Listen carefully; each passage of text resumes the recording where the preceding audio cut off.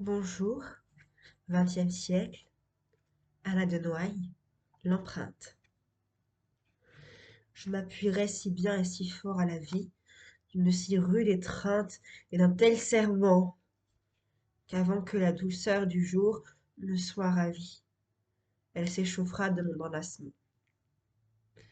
La mer abondamment sur le monde étalée, gardera dans la route errante de son eau le goût de ma douleur qui est âcre et salée, et sur les jours mouvants roule comme un bateau. Je laisserai sur moi dans le pli des collines la chaleur de mes yeux qui les ont vus fleurir, et la cigale assise aux branches de l'épine fera crier le cri strident de mon désir. Dans les champs printaniers, la verdure renouvelle, et le gazon touffu sur les bords des fossés sentiront palpiter et fuir comme des ailes les ombres de mes mains qui les ont empressées. La nature qui fut ma joie et mon domaine respirera dans l'air ma persistante odeur, et sur l'abattement de la tristesse humaine, je laisserai la forme unique de mon cœur, le cœur innombrable. La poésie des fantaisistes.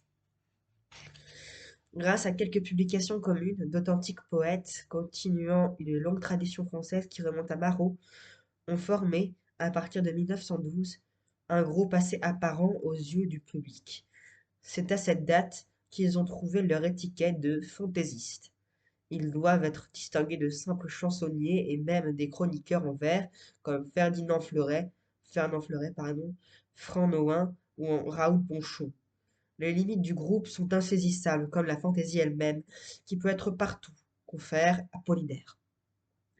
Mais il est certain que Jean-Marie Bernard, Francis Carco, Tristan de Rème, Jean Pellerin, Léon Vérane et dès cette époque Léon-Paul Fargue témoignent tous d'un monde des aspects imprévus. Pardon, témoignent tous d'un souci agréable de liberté spirituelle et sentimentale qui permettent de donner au monde des aspects imprévus. À l'examen, il apparaît que Francis Carco, 1886-1959, a été l'élément de liaison entre ces divers poètes. Dans la Bohème de Et mon cœur, 1912, il fait monter la muse tendre et ironique jusqu'à Montmartre et au Faubourg, qui seront plus tard le décor de ses romans. Ailleurs, chanson agrodouce, 1913, il chante. Figaro joue de la guitare. Entends-tu, maintenant qu'il chante, ma bien-aimée, comme il joue faux, comme tu es troublé tout à coup.